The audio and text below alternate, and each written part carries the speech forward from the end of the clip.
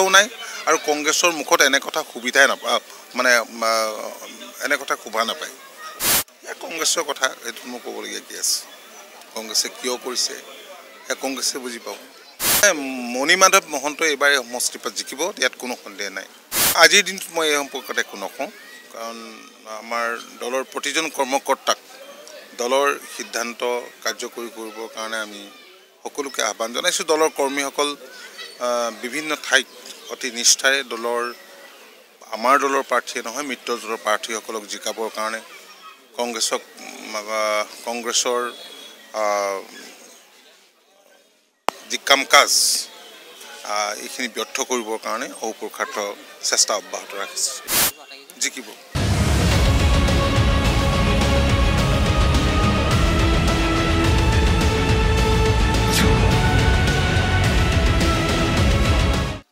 এনেকুৱা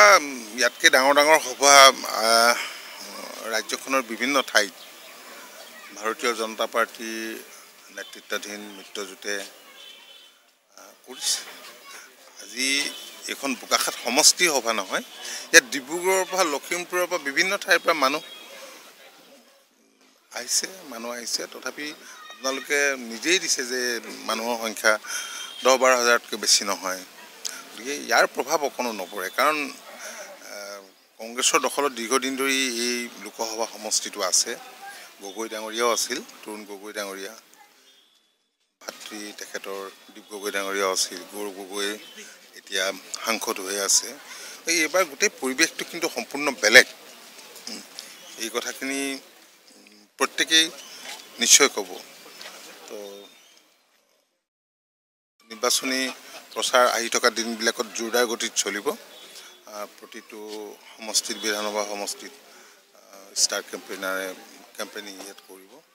আৰু ইতিমধ্যে গাঁৱে ভূঞে কেওটা ৰাজনৈতিক দলৰ কৰ্মকৰ্তাই ৰাইজৰ মাজত সোমাই পৰিছে আৰু যিবিলাক ভাতৃভগ্নী সংগঠন আছে এইসকলৰ কৰ্মকৰ্তাও সোমাই পৰিছে এটা পৰিৱৰ্তন বিচাৰিছে আৰু যোৱা দিনবিলাকত আজি বাগিচা অঞ্চলতে হওক গ্ৰাম্য অঞ্চলতে হওক উন্নয়নৰ বাবে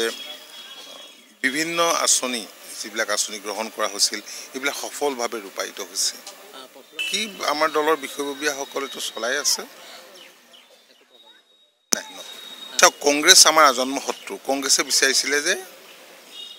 আমি ভাৰতীয় জনতা পাৰ্টীৰ নেতৃত্বাধীন মিত্ৰজোঁটৰ পৰা আঁতৰি আহিলে তেওঁলোকে আকৌ প্ৰতিটো সমষ্টিত জিকাৰ সুবিধা লাভ কৰিব আকৌ ৰাজভোগ কৰিব পাৰিব তো পলিটিক্সটো এইটোতো পাৱাৰ পলিটিক্সেই আমিতো NGO কৰা নাই